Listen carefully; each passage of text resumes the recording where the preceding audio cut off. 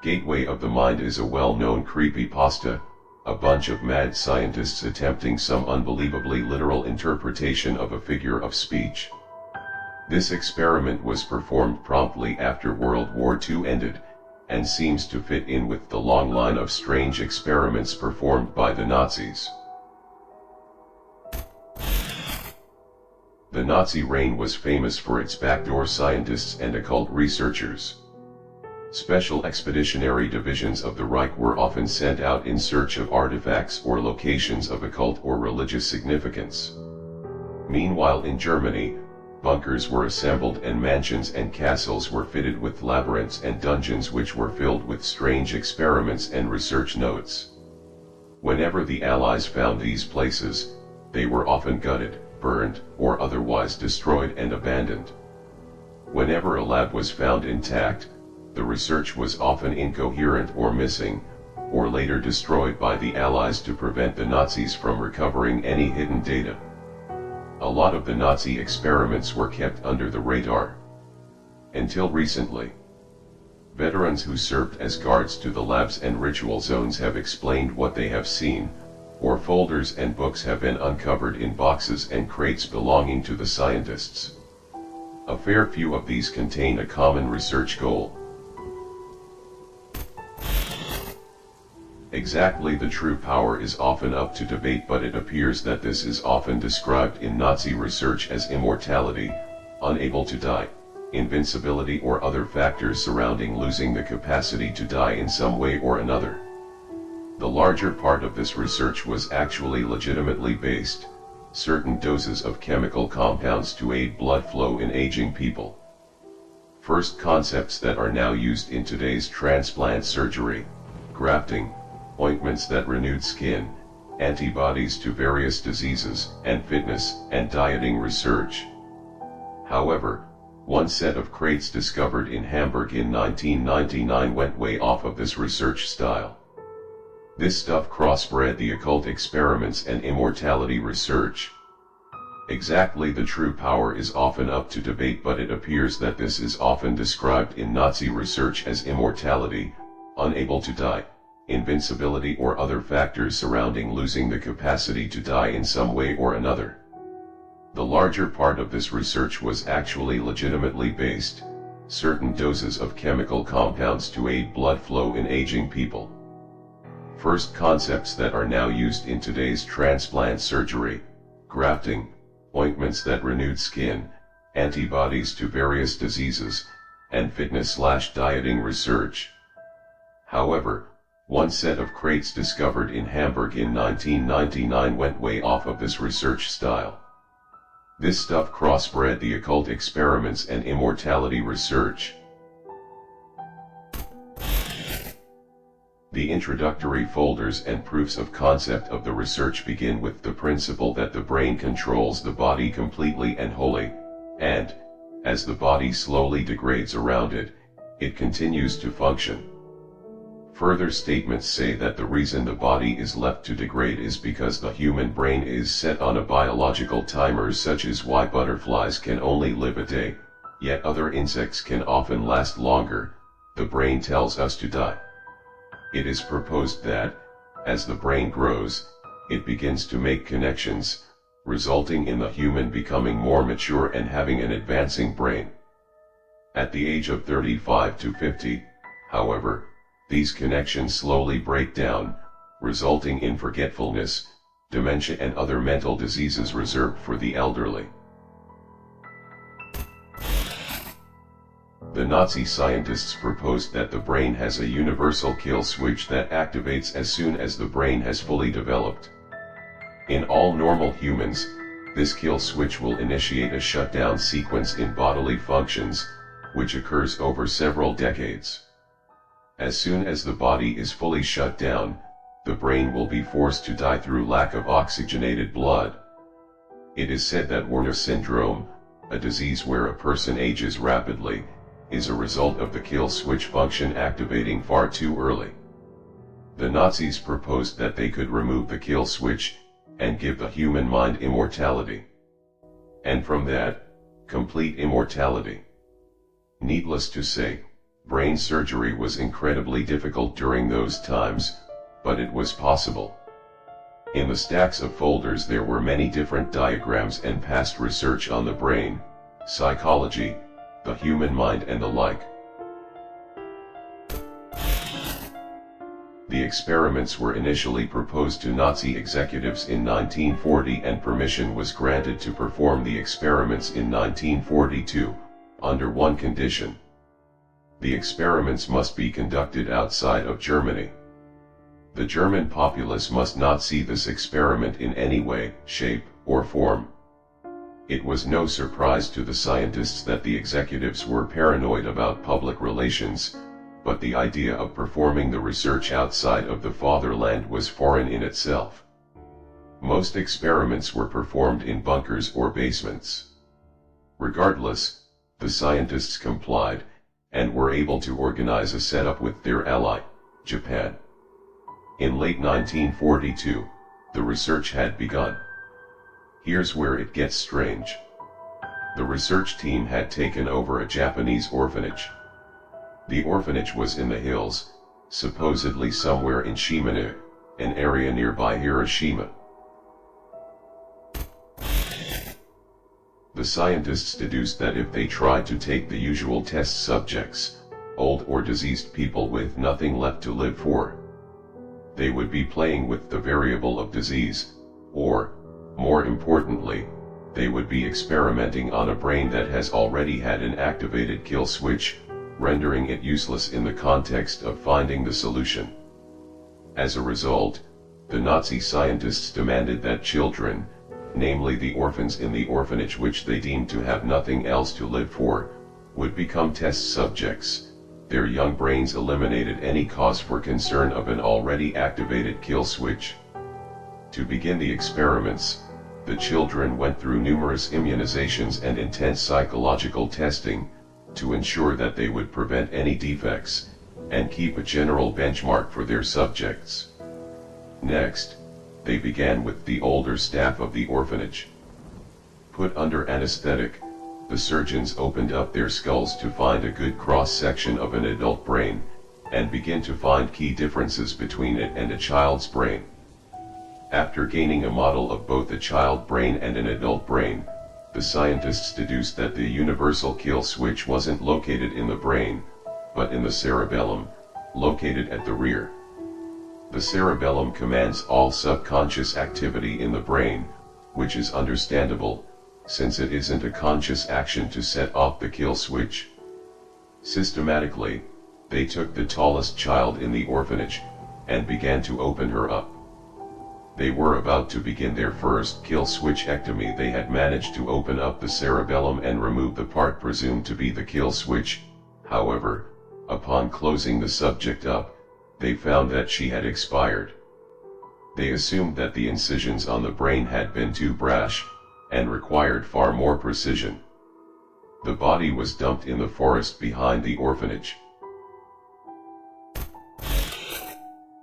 After imports of different tools, and different techniques developed, the scientists were finally able to remove the kill switch and successfully revive the patients. In May 1943 they had taken one of the youngest girls in the orphanage and removed the kill switch. The only function she lost was the ability to sweat. After their assumed success, the scientists had celebrated, after which everyone went to sleep. The next morning, the girl did not wake up, and was revealed to be comatose. After a while, she was revived successfully, and the kill switchectomies continued. The initial success gave the doctors a new state of mind, one of refreshment. They were able to continue their experiments with the ease of mind that the theory was proven, well. So they assumed. Before the doctors continued their removal research, they commissioned several doctors in from Moscow, who were trained in the practice of bodily revival, technically zombification. However, it relies on the principles of using electric shocks and artificial hearts to power the body back up. They stated the reason for this was that the original subject always became comatose or clinically dead, whenever she went to sleep, and then revived herself in the morning. She had no signs of this behavior before the experiment, and despite the fact that she revived, the doctors did not want to risk a success turning into a failure. The Russian scientists were put to the task of bringing her back to life whenever she expired. After several days of this, the Nazis concluded that it was safe to continue. Project Venom was a Russian experiment to create super soldiers from the theory of Dr. Frankenstein. It may also form a basis for the Marvel superhero as well. As a repayment for the use of the Russian scientists, Russia had asked that they combine the research of Project Venom with the Nazis' ongoing experiments. Naturally, the Nazis agreed. However, the limited number of orphans was debilitating, as the Nazis required so many of them, and could only offer a single girl. The Russians were content, and began their proof of concept. They had artificially created an arm, over in Moscow, which was on its way to the orphanage to be grafted on, to prove that amputation and replacement could work. In the meantime, the Russians had to prepare for this. The girl's right arm was amputated. Mysteriously, shortly after, the Russian scientists packed up their equipment and left. The replacement arm never came, and the girl was left with a bandage strapped over her kimono perpetually. The Russians were said to have left with a fearful haste, as if suddenly the air had turned too cold for their tastes. One child out of the whole orphanage did not approve of the scientists' presence. In her acts of rebellion she stole paperwork and ripped it to shreds, broke glassware and wrecked surgery theaters. Despite her young age, 8 years old and size, she had a surprising capacity for destruction. It was noted in a journal that she was heterochromic as well, brown and blue eyes from left to right. The senior scientists despised her, but could not restrain her without arousing suspicion. Instead, they ordered the Nazi soldiers to take care of her. She was brutally beheaded with a blunt bayonet. She was not buried, just left in the woods behind the orphanage. The soldiers told the caretakers that she had found a new family.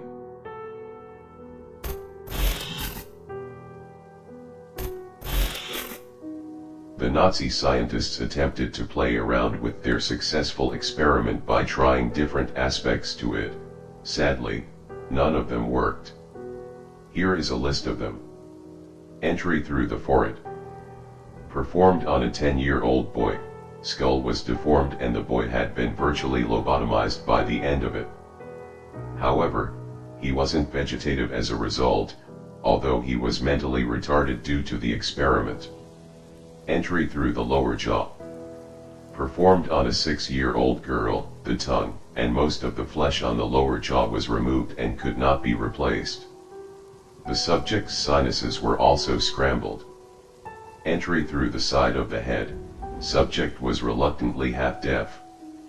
It should also be noted that there was no anesthetic during this surgery and the screams were truly mortifying, as most journals read. Despite the failure of these, the kill switches were still removed, and the subjects acted in much the same way as the first girl, expiring upon sleep.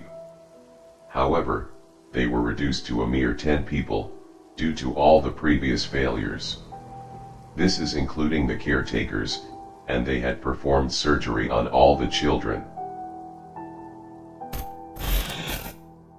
The doctors began to formulate ideas that in a child, a kill switch isn't already activated, but in an adult a kill switch could be reversed using a chemical compound to eliminate the hormone produced and the kill switch then removed. This was performed on all the caretakers and was, surprisingly, successful as they all survived. During the experiments, scientists were told to watch over the successful children, and monitor their behavior. This part gets freaky. They appear normal at first, just like any of the other children, playing, cheering, learning normally, but when separated from the others, they seem off. They stroll carelessly around, with a blank smile on their face, their eyes looking straight at you. If approached from behind, their heads snap around with ungodly speed, and for a moment, you can almost see an expression so vile on their face that it makes you want to cower.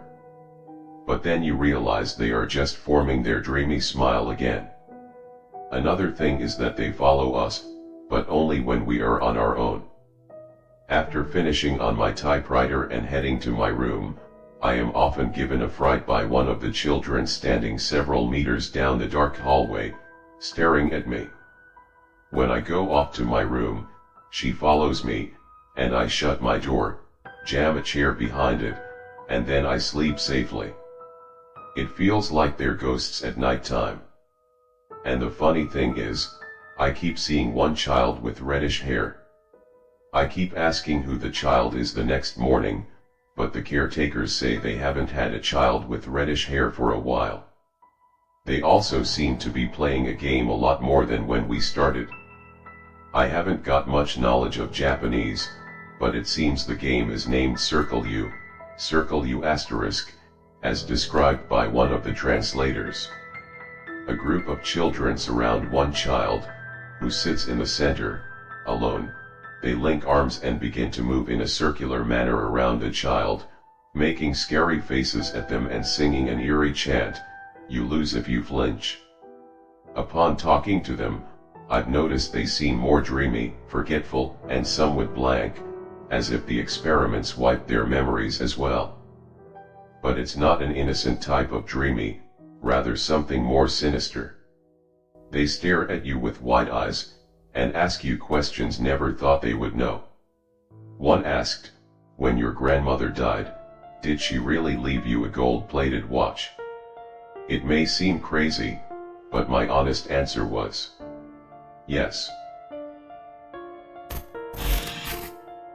In early 1945, Hiroshima is bombed, Germany forfeits, and the experiments are ground to a halt.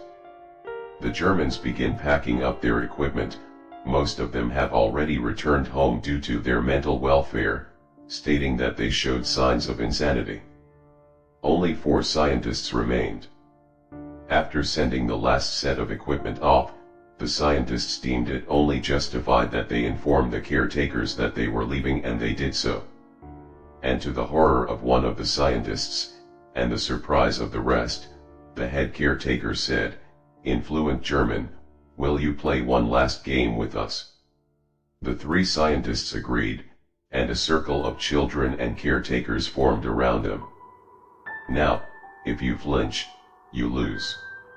The one horrified scientist ran to the last truck and jumped on it without looking back. If you go to Hiroshima, go around the woods and you may find some dirt trails there. If you travel down them, you will see beautiful forests, but if you travel down one that has had signs of trucks going through, you will feel cold, and you will see that a lot of trees are cut down. But don't wander from the path, or you'll likely get lost in those vast woods. If you pay attention, you will notice that the tree stumps look like kneeling people, missing heads. If you continue, the air will get cold, naturally, because you're climbing uphill, right? Of course, eventually you will reach a clearing, with an old stone building in the center, vines covering the place. Go inside, if you want to play. As soon as you open the door, a foul smell will come out, similar to that of a rotting corpse. If you look down the hall, it will be dark regardless of the time of day, since there are no lights. Continue down the hall, take the first left, and then go down that hall until you see one door that appears to be made out of a red-colored wood, the rest are brown. Open the door, you will find 10 happy children and caretakers, all wearing kimonos, playing in a normal playroom. One is missing her arm, another is missing his forehead, and a third lacks a jaw, but all are bandaged with clinical precision. The place should be very clean and tidy, dependent on your standard of such things, and well lit. At once, Your presence will draw the attention of everyone in the room, including the ones that look far too preoccupied or distracted. They will turn to look at you, carefree smiles from each of their pleasant faces. The head caretaker, in all her beauty, will ask, "Will you come play with us?" By this time, if you haven't soiled your pants, you really should, to save you the trouble later. If you say no, the door will slam shut on you, and if you try to go down the hallways out the exit, you will only find another dark hallway. Open any of the brown doors and you should find operating tables or bunk beds. If you continue down the third hallway, you will realize that a girl is standing several meters behind you, her face shrouded by shadow. Approach it, and expect your doom. Continue down the hallway, and try not to let her catch up with you. If you say yes, however, you will be welcomed into the room. The door will close behind you, and everyone will form a circle around you. "Now sit down and don't flinch," a cheerful voice will say. "Just follow the instructions, and you will survive."